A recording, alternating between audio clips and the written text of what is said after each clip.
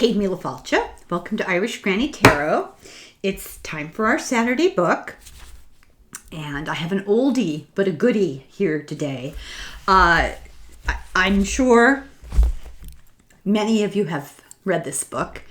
This will be a little different because I'm condensing some of the stories in the book more than I usually do because we have, well, let me show you what the book is.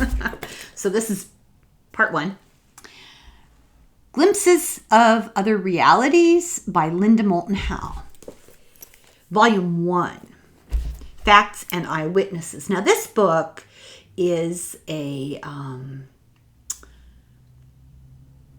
combination of a couple of other books of hers that we have done.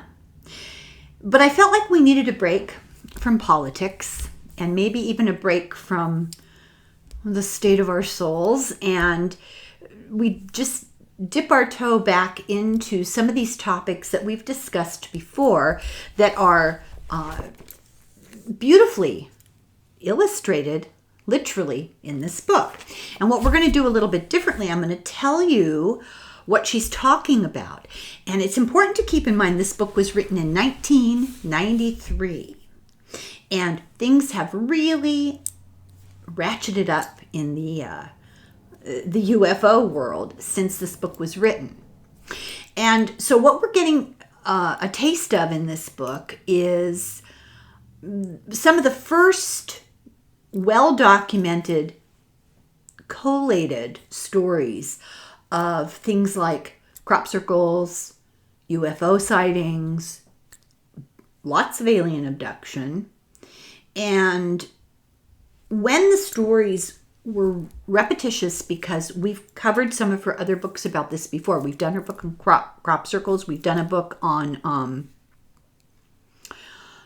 animal mutilations. Strange Harvest, I believe it was called. And we've looked intensively at UFO abductions from many different books. And Linda Moulton Howe is the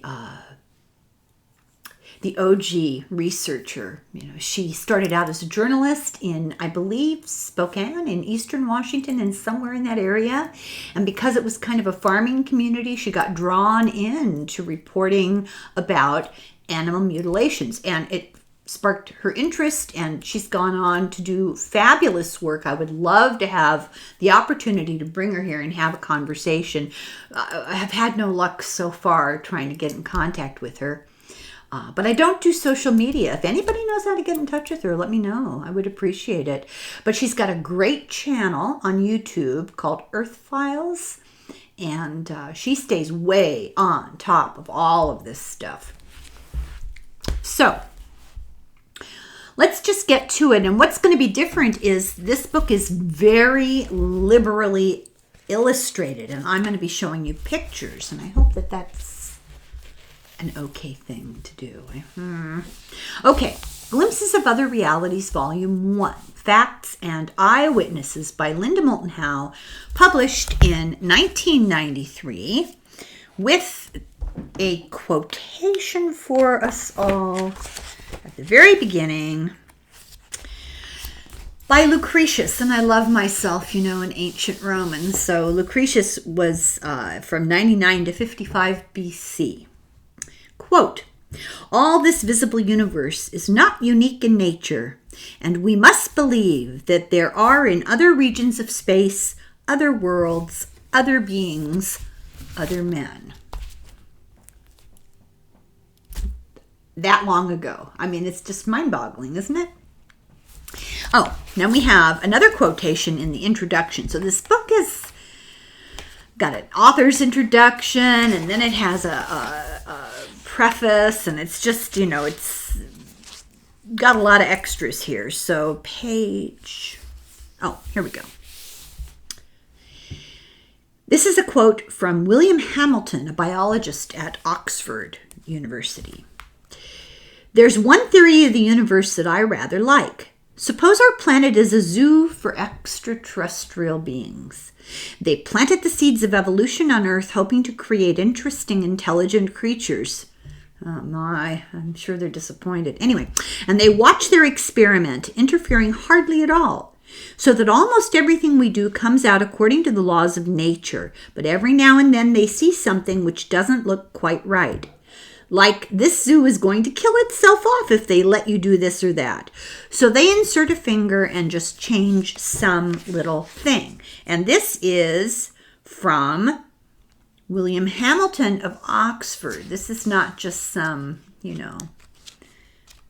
somebody reporting for the National Enquirer.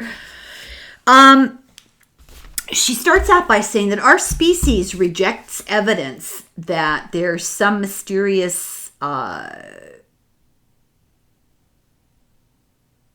presence that leaves traces, and we question the legitimacy of their really, to us, inexplicable activity.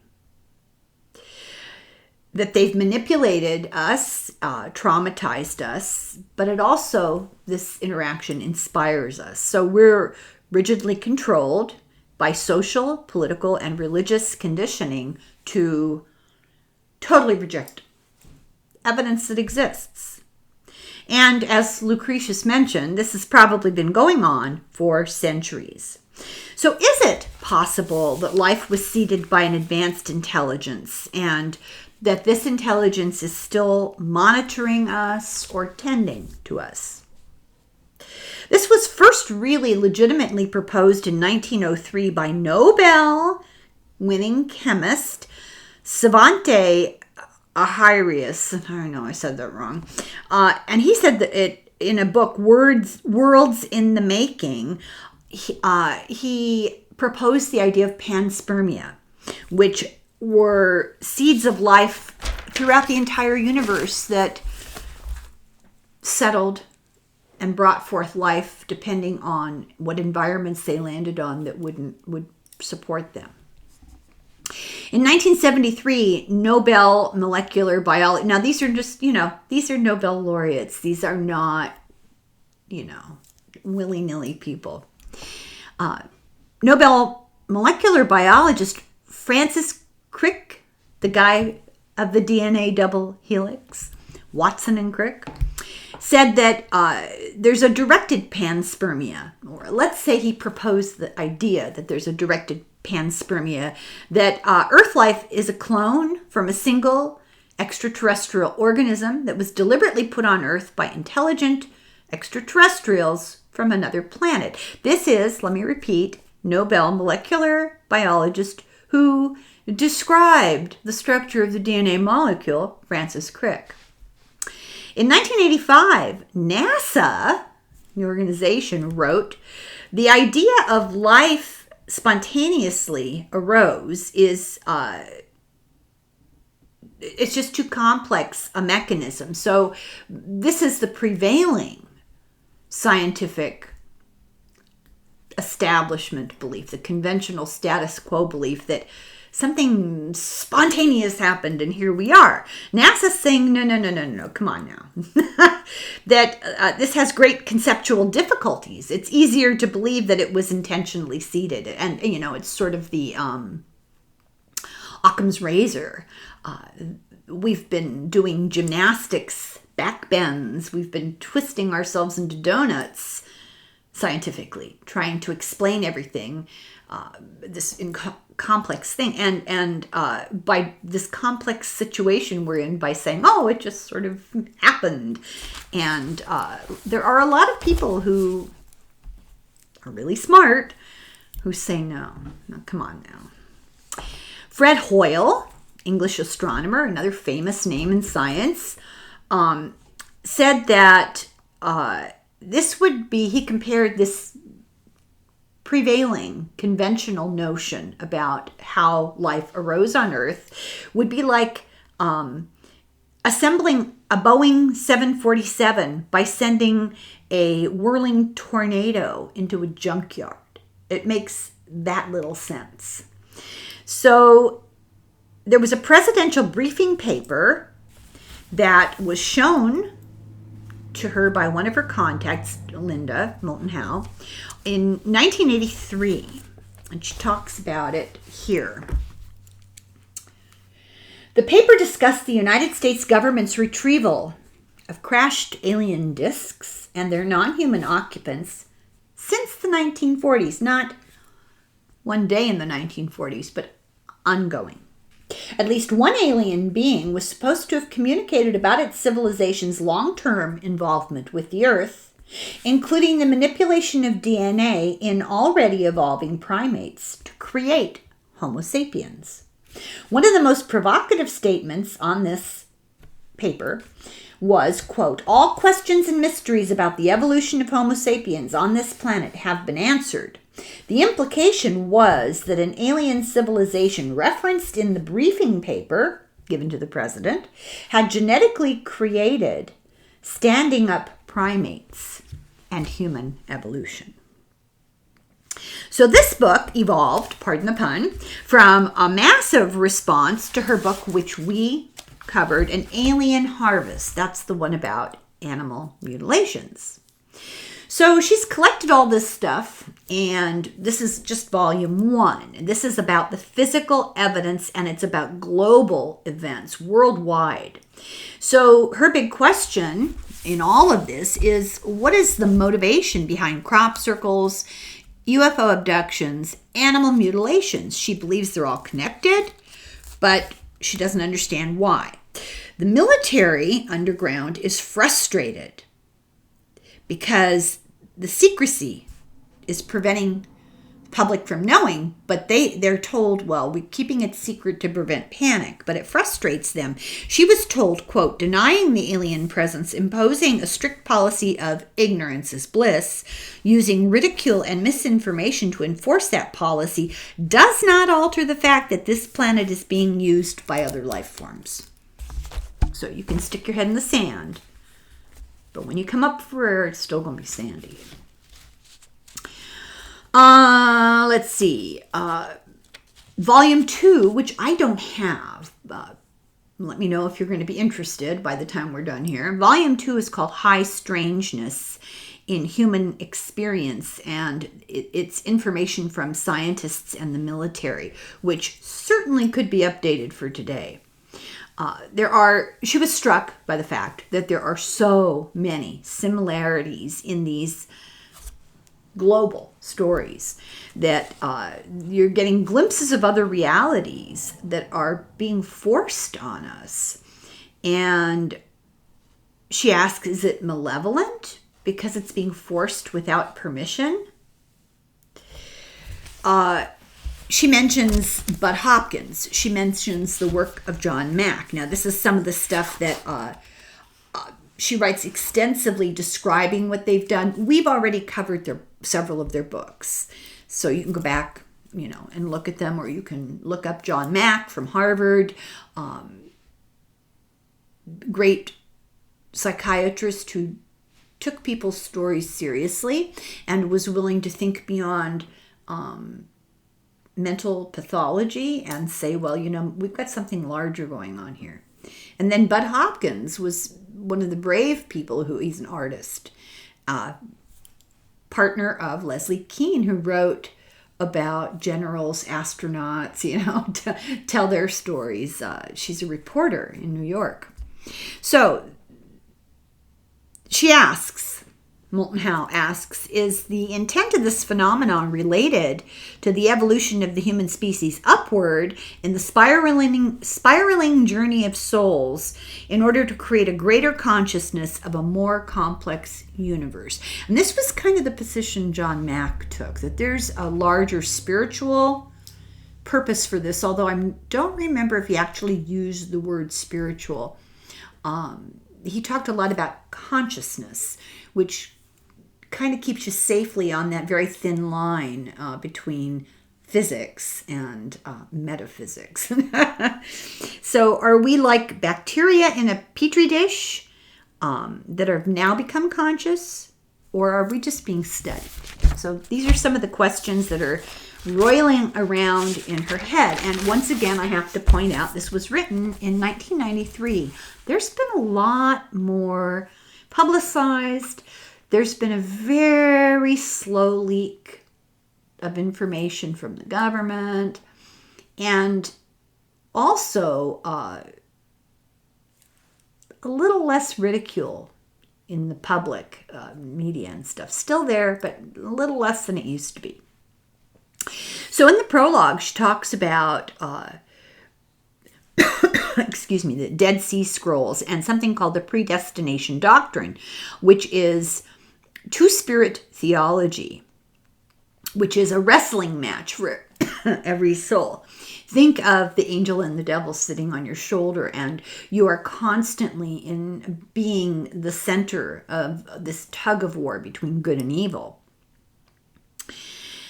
Then she tells a story of a trip she took to the Andes. The Incas believe that the snow on top of this one particular 22,000-foot mountain in the Andes, it's a glacier, is where heaven and earth meet. The glacier, and the reason what they think about the purpose of this is feaven meets earth, and then this glacier has a purpose.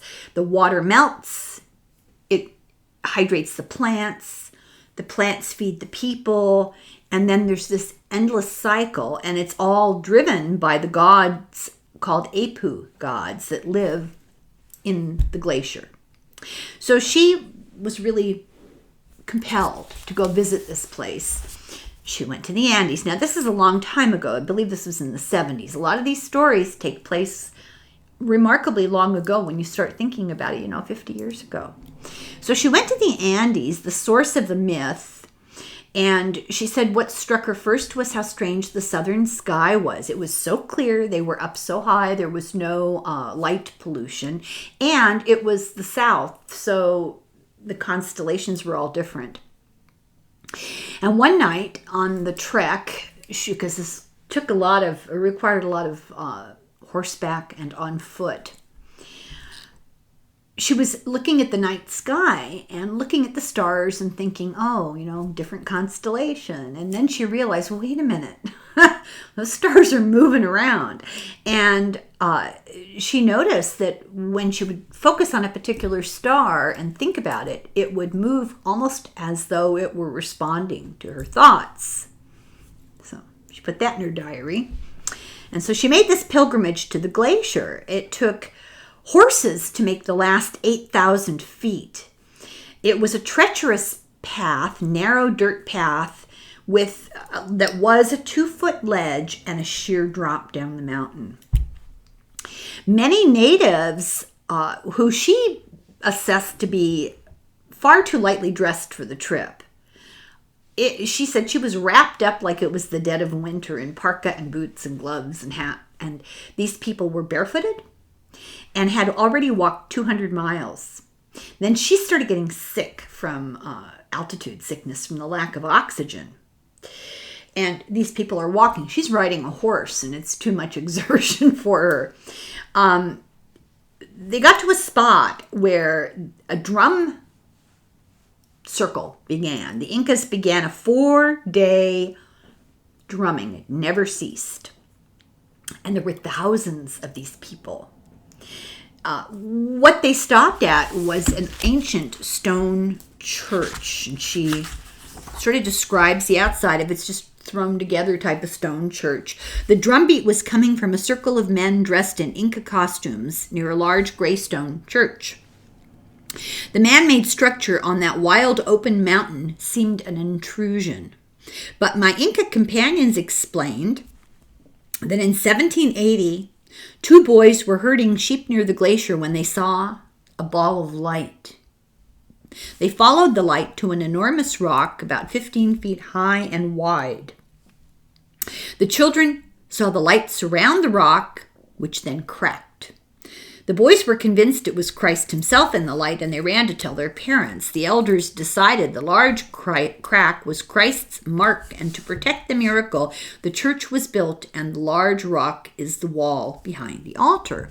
But if you remember, this is also the site, or quite near the site, of the ancient Incan mythology.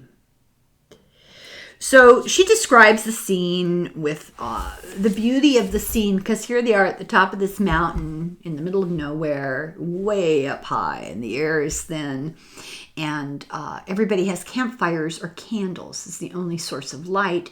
And she said the mountain was sparkling as far as the eye could see with these thousands of indigenous people, all Incan, and the lights on the ground from the campfires and the candles just seemed to mesh seamlessly with the starry sky. She said it was transcendent. They began performing a ritual that involved the whipping of a devil by an angel. These are people dressed up and doing a pantomime. And then, interestingly, the angel whipped the devil whipped the angel. There was a back and forth, and it ended with them embracing one another. And the moral of this whole little passion play was that nobody wins. And she was told, one of the elders explained to her, if the positive and the negative get out of balance, the universe gets sick. Therefore, you must always struggle and embrace to keep the universe from falling apart. Balance is the key to survival. The universe itself is neutral. We imbalance things and we have to bring them back into balance. And this symbolized that. It was a visual way to reinforce this well understood concept about the universe. Then she gives you the information that during this 200-mile trek on foot, inadequately dressed, 14 women and babies died of exposure. But she said it was interesting to her that nobody was crying about it because their whole worldview is so different. The moment of death simply is a walk into the next room of the dream. So each chapter in this book starts with a page of facts. And its first section, chapter 1, is a discussion of crop circles. And I'll show you this picture. This picture is called the geometry lesson. It's 330 feet approximately. Mysteriously created overnight in 91 in Marlborough, England. And no one has claimed to have hoaxed this formation. And in case I don't actually say it, because there was so much in this book that we've already talked about, that I got to the point where I was skipping things because I felt like, oh, that's repeating the obvious. So I'll blurt out what seems important. She talks about hoaxing. And here's the truth about hoaxing. There were people who hoaxed crop circles. But not all crop circles were hoaxed. In fact, a tiny number were hoaxed. And they were able to prove it. They were able to prove it with scientific evidence. And we will talk about it. But here is the geometry lesson. And what's important to remember is the modern iteration of crop circles, because these have been from time immemorial, the modern iteration of them began simple. They were simple, but then quickly became more and more complex, and it was quickly recognized by mathematicians and physicists that they involved sacred geometry. And that's the geometry lesson. So, crop formations have been found in more than a dozen countries worldwide since 1990. So this is the latest flurry, but keep in mind they've always been. They're found in Japan, Australia, Canada, the US, England, Italy, Germany, the Netherlands, and other places. Diatonic ratios, these are musical scale ratios that we'll go into more detail, which match the white keys on a piano, have been discovered repeatedly in patterns of pure circles with satellite circles or concentric circles. Original geometry theorems have also been discovered in the simple circles. In other words, non-Euclidean, not discovered or thought of until they were seen in these crop circles. And they're done by adding tangents consistent with Euclidean rules. These geometries also show diatonic musical ratios. Now, this is a fact these are a list of biological scientific facts that are really important. Biochemical and biophysical changes occur in plants inside formations, including lack of embryogenesis, that's the development of seeds, in spring formations. So some of these are seen at different seasons. It just sort of depends on where the crop is that's being circled. Accelerated growth in summer formations, growth nodes bent or reoriented, changes in plant cell pits that suggest varying exposures to rapid and intense energy, the shriveling of leaf edges consistent with exposure to rapid and intense energy, leaf and stem cracking which indicate high exposure to heat or an energy that generates heat in plant tissues. Significantly higher ion conductivity at the microfibril level of bract tissue in formation plants compared to controls. Now, I will confess that some of this made my eyes cross, not because I couldn't understand it, because I was too lazy to. And I thought, if this is just a little too much for me, people are not going to want to dwell on this. And if you really want to get into it, get into the weeds, pardon the pun, you can get the books. That's all out there. So I'm not going to go into the science of the ionization of the pits of the bract tissue. I mean, nobody needs to hear about that. Just take it from the book that there are biochemical and biophysical changes in the legitimate circles. And this is how they distinguish them from the hoaxes.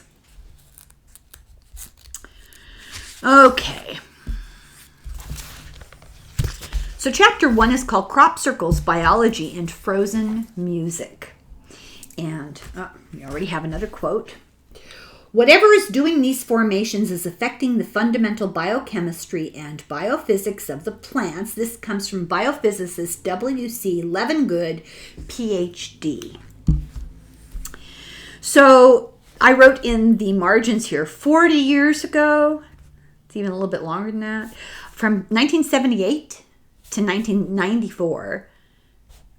So this book was written, I suppose, at the end of 93. So there were more than 3,000 increasingly complex crop circles in England alone. And you saw that list of countries. Hundreds more in more than a dozen countries globally. They evolved from circles to complex pictograms with geometry, advanced math, and intricate symbology, sigils, and such. And after this book was written, there were some even more interesting. Astronomer Archie Roy from Glasgow University in Scotland says, this is an astronomer working at a university, putting his neck on the line, and this is a quote, "Humanity is encountering advanced intelligence." These circles often embody geometry at the very highest order.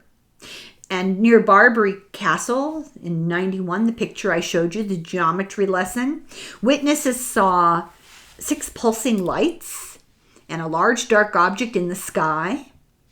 And at the edge of the field was a bungalow where the warden of a nearby castle lived. He was formerly associated with the Royal Air Force, so he knew about flying things. He said he heard the roar that sounded like 100 planes. It began and ended abruptly. It lasted 2 or 3 minutes. And he said the nearby sheep were scared into a huddle at the far reaches of the pasture. A month later, a mathematical formation happened 10 miles south of Cambridge. So in these first bits of chapters, she's describing some specific ones. And these are just cherry-picked.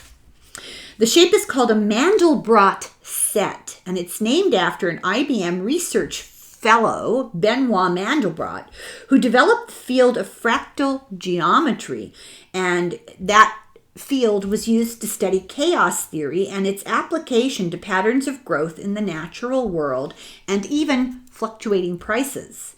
Fractal geometry reveals that the way trees grow along the edge of a lake, the way ice cracks, clouds form, or cotton prices go up and down, all have an eerie mathematical order. The word fractal is derived from the Latin verb, and you know I like some Latin derivations, frangere, which means to break. And the English word fracture and fraction are derived from that. James Gleick described this new science in his book Chaos, and this is a quotation from the book Chaos. Fractional dimension becomes a way of measuring qualities that otherwise have no clear definition. The degree of roughness or brokenness or irregularity of an object. A twisting coastline, for example, despite its immeasurability in terms of length, nevertheless has certain characteristic degrees of roughness. Mandelbrot specified ways of calculating the fractional dimension of real objects given some technique of constructing a shape or given some data, and he allowed his geometry to make a claim about the irregular patterns he studied in nature. The claim was that the degree of irregularity remains constant over different scales. So I won't even pretend that I understand that fully. I get the gist of what they're trying to say. And I once went to one of those sort of public, here's a little bit of continuing education for old people lectures quite a while ago. And I do remember the professor talking about repeating patterns in nature, in the arrangement of flower petals and crystals under a microscope. And I think this is kind of what they're talking about, maybe. And this is the Mandelbrot set. And the thing to note about this, if I forget to mention it, these things have all been measured to a fairly well by experts, and they are uncannily precise. So let's see here what we got going. There's a regular irregularity is what's so striking. The Mandelbrot set has a formula, and this is all very possible to describe mathematically, and that's always a mind bender. And that formula is Z, and then I forget the terminology because it's been, the dark ages since I studied higher math, but Z and then a line, an arrow to Z squared plus C. And that means you take a complex number, you multiply it by itself, you add the original complex number in a repeating loop. It's a feedback loop, and you can use this to define shapes. And the question that's being asked here in this book is someone telling us that the universe is defined by a repeating feedback loop. Is it mathematical in evolution and powered by consciousness? In 1984, Isabel Kingston moved to Wiltshire in England. Maybe it's called Wilshire, sorry. Because she was convinced it would become the place in the world famous for extraordinary events. She was psychic. She was right. This is the area that's home to Salisbury Hill, 2800 BC ancient construction, and in this time period, the site of major crop formations. There's a sense that this might be related to the magnetic lines of force that converge there, that there are ley lines around the earth, and, that's a hot topic. Many cultures talk of the same time period, things happening. Specifically, tall beings with large domed heads that were often revered as gods from the sky who brought a change in consciousness to the earth. And this is a constant theme around the world through different cultures. The Sumerians, England, same thing. And they have found Neolithic skeletons that were big with domed heads. Isabel Kingston believes did start to believe from the 80s on, that we're facing existential environmental situation right here. And that, this was a long time ago that she said that. And these same beings are trying to communicate through crop circles, using mathematics as a language of communication. Howe went to Avebury, which is like Salisbury Hill. It's a 5,000-year-old stone circle. If I remember correctly, is this the place with the white horse and the chalk? Well, I'm sure somebody will correct me. 5,000-year-old stone circle that is 14,000 feet in diameter. She met with Dr. Stephen Greer, and this is when he was young. It's really funny to see these pictures because it's been a while. And his whole goal was to meet with the ET creators. He's always believed that these were intelligently created by beings from off planet, that they could be communicated with, and that our fear of them was unfounded. And he still goes into the deserts in, I think, Arizona, New Mexico, and tries to communicate at night.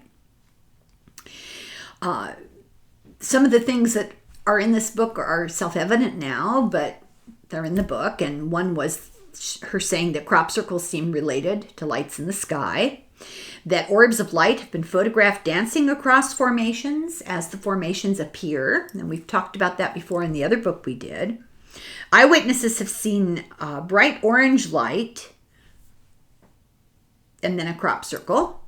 And they're all, both the weird orbs and lights and the crop circles, are associated with UFO sightings.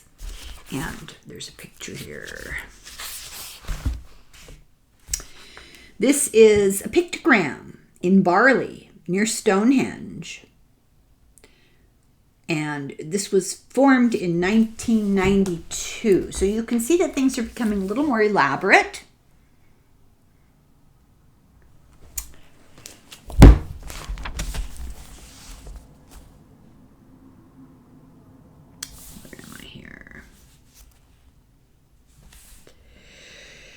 And then she lists, gives details of a few circles, and I'm not going to read the list, but she does provide maps. So here's a map of England, and this shows you the general the region of England where a lot of these are happening.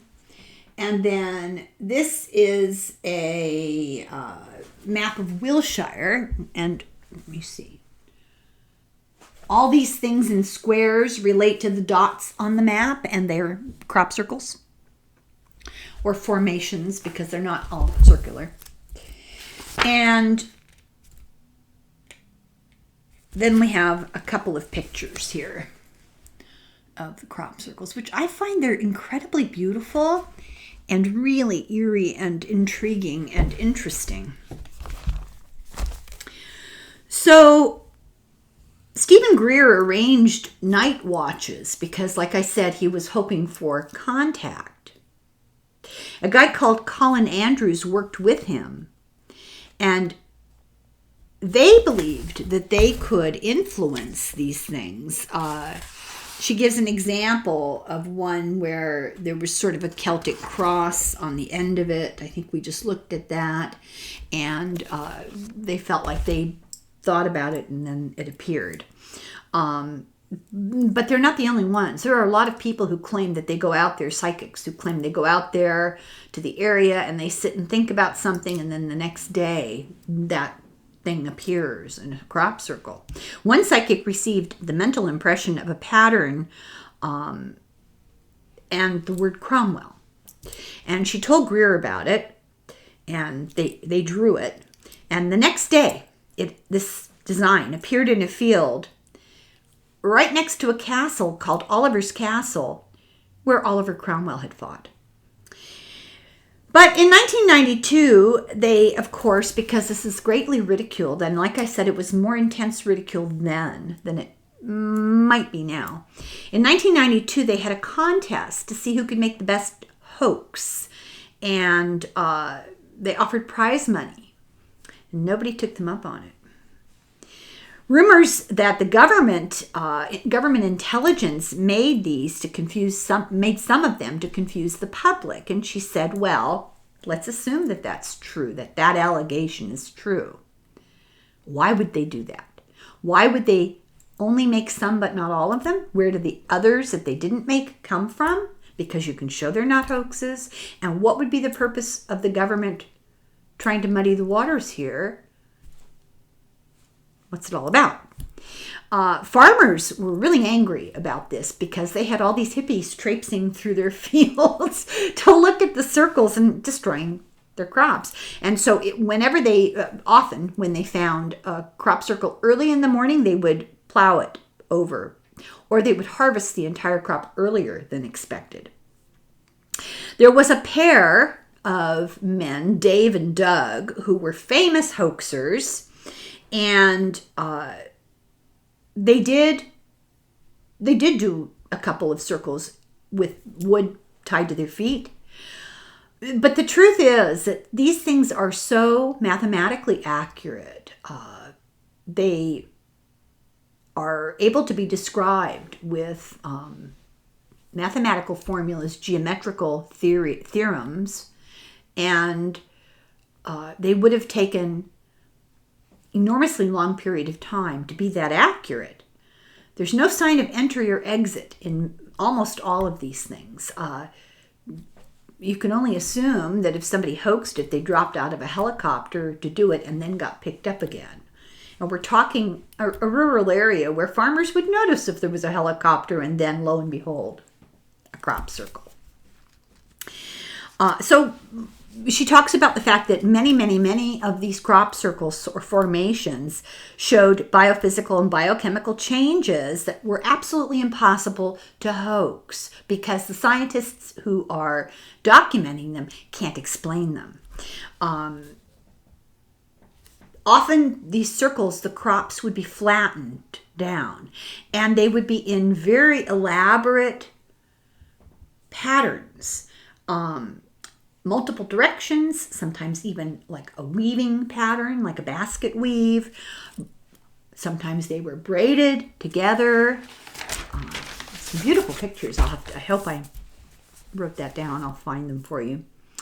The British Army hoaxed one, and by helicopter.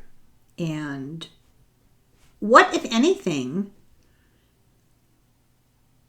do these guys know? Do the governments in general know? And what are they so nervous about? Why the secrecy, the lack of clarity, the lying, the faking? What's going on? Oftentimes, these circles are in the center of a field of crops, and there's absolutely no visible point of entry or exit. Then they compared photos of natural wind damage, because that was one of the theories, and they contrasted it. And it doesn't look anything alike. But they did note odd bending of the growth nodes of these crops and cellular changes that could be identified in a microscope. One group of observers in July of 1992 saw, as they described it, a structured craft with amber lights and spheres coming out of it and bobbing over the field. And the lights responded to the thoughts of the observers. So they'd think of a light, it would pop on or off. And they'd think over here, it would pop on and off. And they would do patterns. They'd say, move upward in their head, and the lights would move upward. They also saw a weird box-shaped thing of blue-white light. And another thing that was seen was a wheel of light with spokes turning clockwise in it. This is all in the sky over these crop circles. Then a peculiar rain started to fall. this one particular event. But it didn't fall out of the sky. It started falling about waist high. And it just sort of materialized, falling about waist high, and then went away. Some of these eyewitnesses later saw a light formation inside the circle with blinking colors.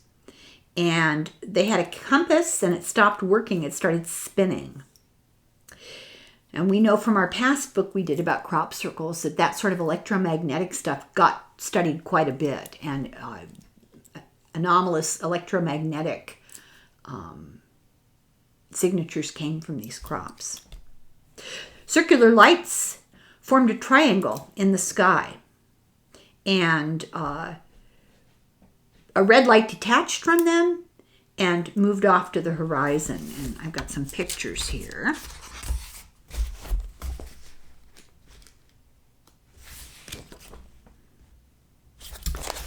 A drawing of what the people saw. Okay, so. And then there's the circular lights that took off in a triangle kind of. Okay. Here's a picture of a very, very young Dr. Stephen Greer with his partner.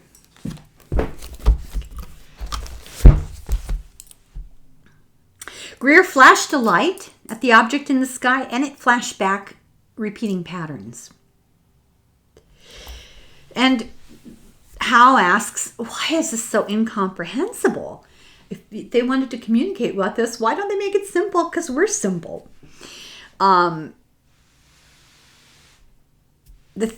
were 3 circles and a triangle, and Maria Ward imagined this at Oliver's Castle, and it turned out to be the shape of the Yod, Y-O-D, which is Hebrew. It means I am.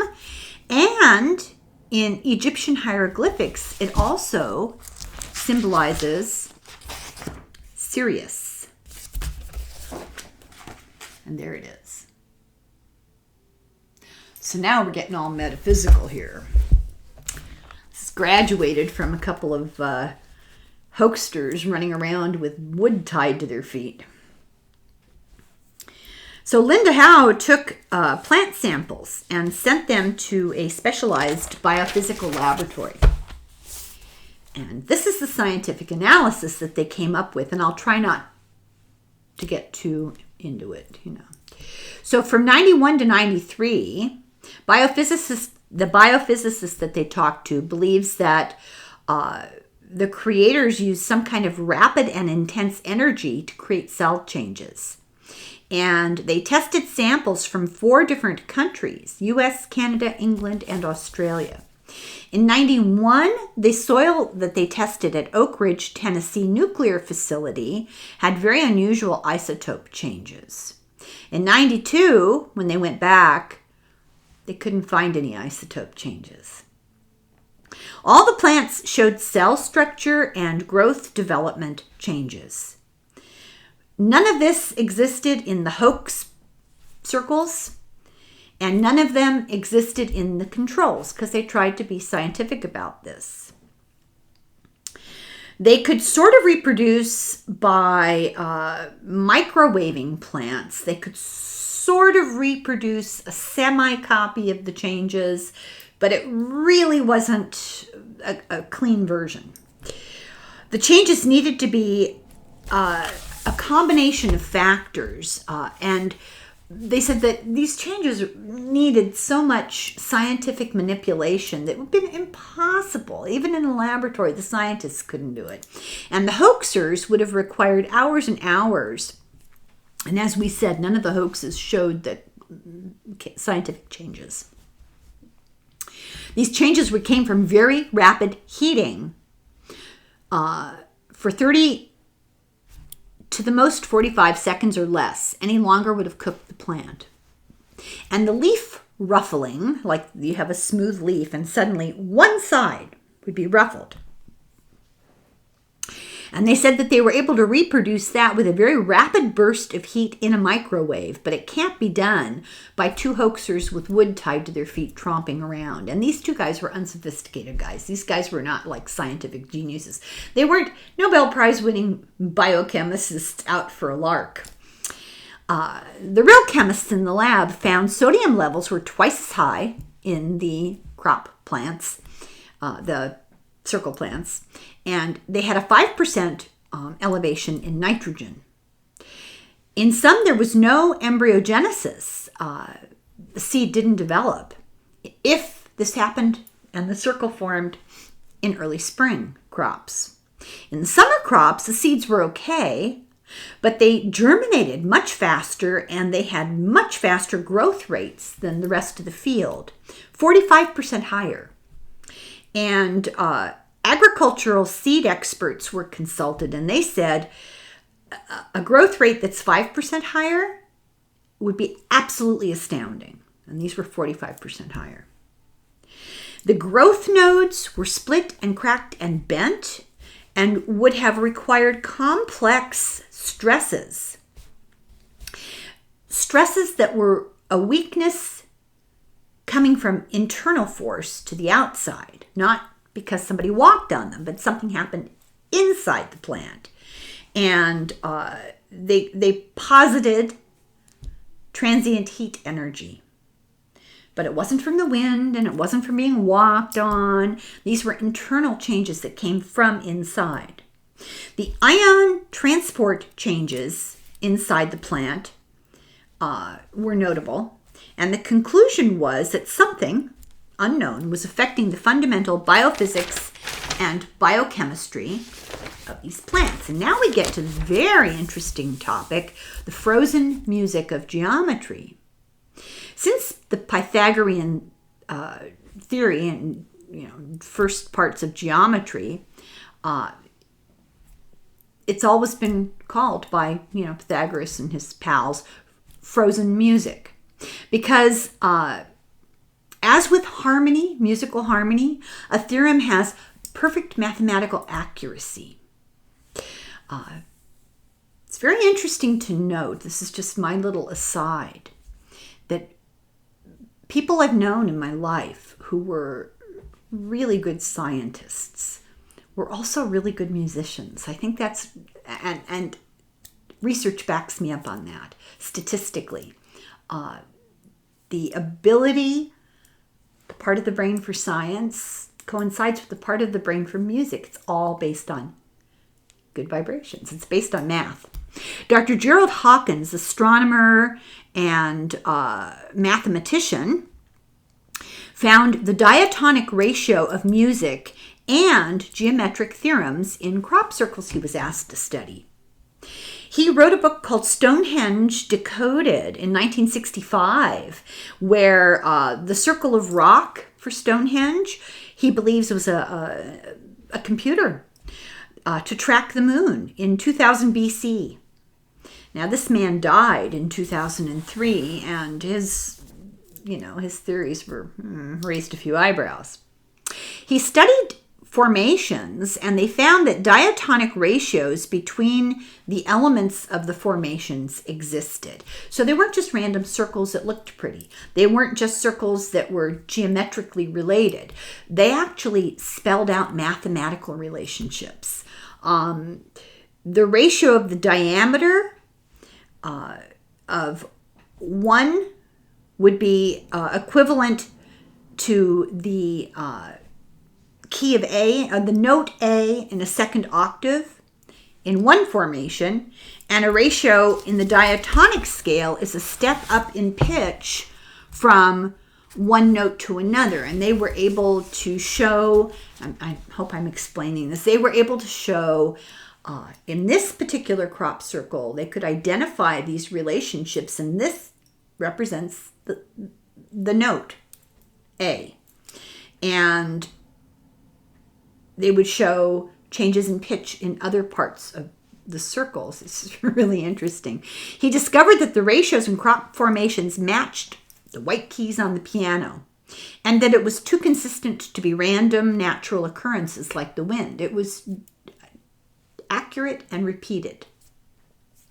Therefore, the only conclusion you can make is that there was intellectual design of some entity with an understanding of math and spatial relationships that are important to Western culture, because not all cultures use that same scale of music. And these circles followed the same mathematical laws as the intervals of Western music, and this is also extremely precise creations. They had to be in order to be this accurate. And he realized that all of the relationships were geometric. Now, this is like one of the first guys studying it, the guy who wrote the book about Stonehenge. And he realized that this could be an alphanumeric code. So now we're getting into like turning and coding, which had never occurred to anybody before. Let's see here. Is this the right page? No, this is the page. Now I'm going to hold this up for you to look at. And I'll say this. My husband is a musician. And he understood it right away.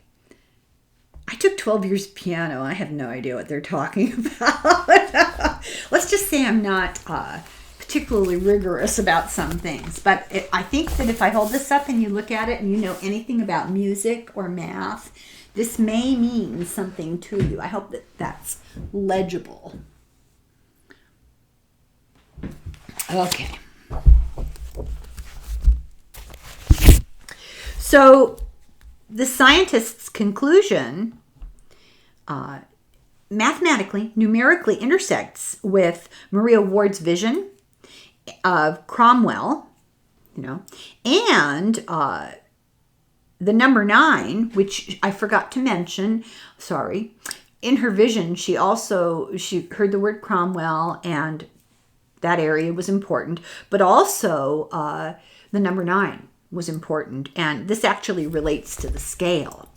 So the scientist was able to devise 5 new geometric theorems. A theorem is a proposition that can be proven by math.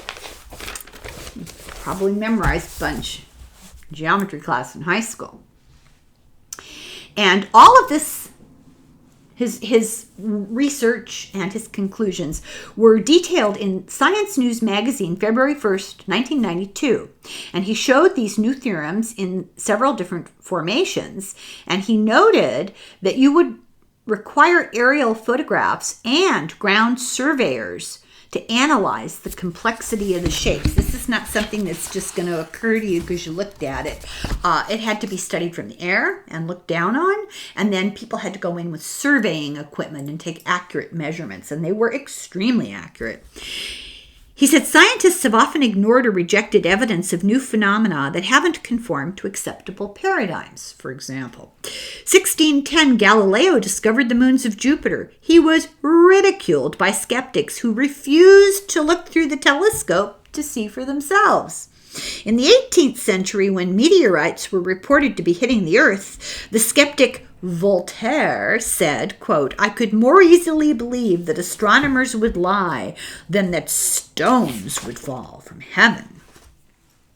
In 92, Pete Glastonbury, interesting name, took musicians to a formation. They sat down and they played the notes that Dr. Hawkins talked about. They heard crackling when they played, and it stopped when they stopped. And the next day, there was a formation near where they were playing. And that evening, people reported seeing small spinning balls of light dipping in and out of the crop. So who did they communicate with? Obviously, supporting the theory that this is a form of mathematical communication using music. Remember Close Encounters? Predictive programming, right? 1992, formations occurred after the harvest in England. That's interesting. In 92 August, a South Dakota farmer, after the English things, they started happening elsewhere. In South Dakota, a farmer found 600-foot diameter dark circle in his potato field. The crop in a big circle was dead, and everything else outside of it was normal. He said he'd been farming since 1937, and he had never seen anything like this. Let's see how we're doing here for time.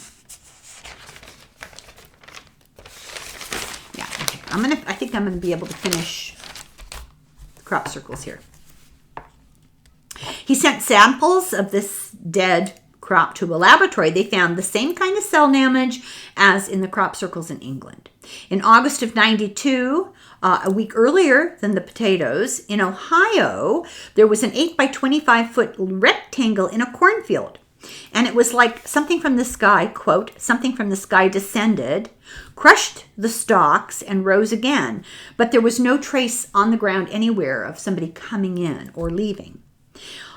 They were crushed all in the same direction, but nothing was broken. They were pushed down. And no ears of corn were taken. And there later showed rapid growth inside this rectangle of the tassels of the crop that didn't get pushed down, the tassels. The color, appearance, and size of the crop kernels differed. The seed weight was much smaller, and it wouldn't germinate. Then there was weird ear development so growth changes, cell changes in the corn crop. August of 92 in Saskatchewan, Canada, a circle in a wheat field flattened a porcupine.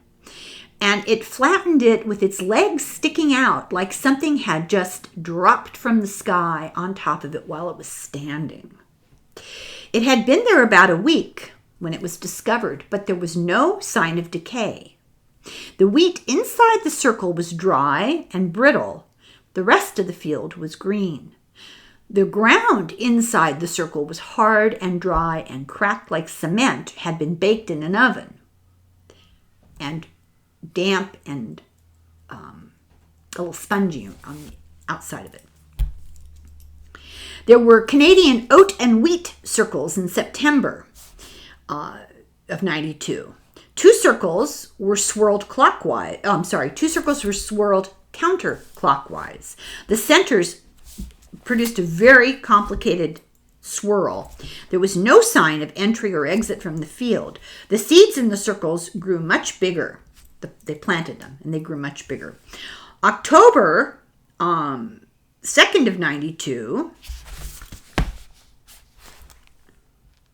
there was another one. And I didn't go into details because these stories are just beginning to repeat.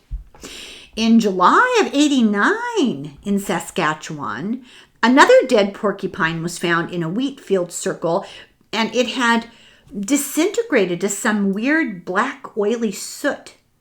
The RCMP was called because they thought somebody was doing weird things.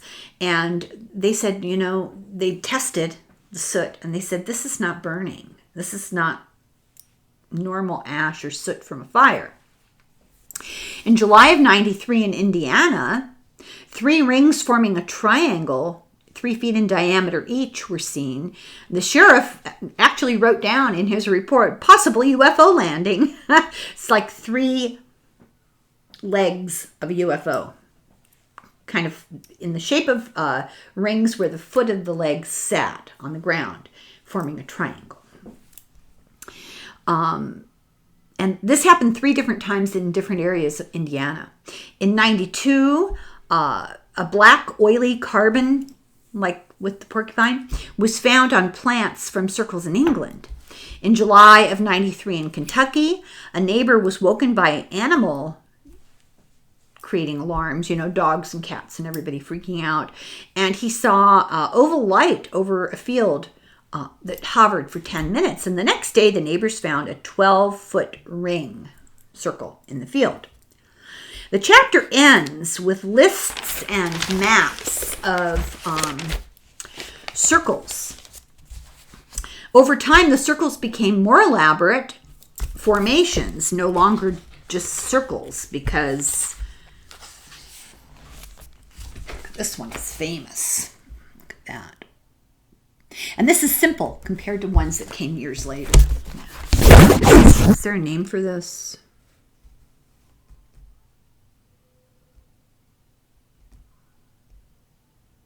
So Silbury Hill is the white horse. I knew I'd find it eventually. And they became more elaborate. Whirls happened in elaborate vortices inside these circles. I'll show you a picture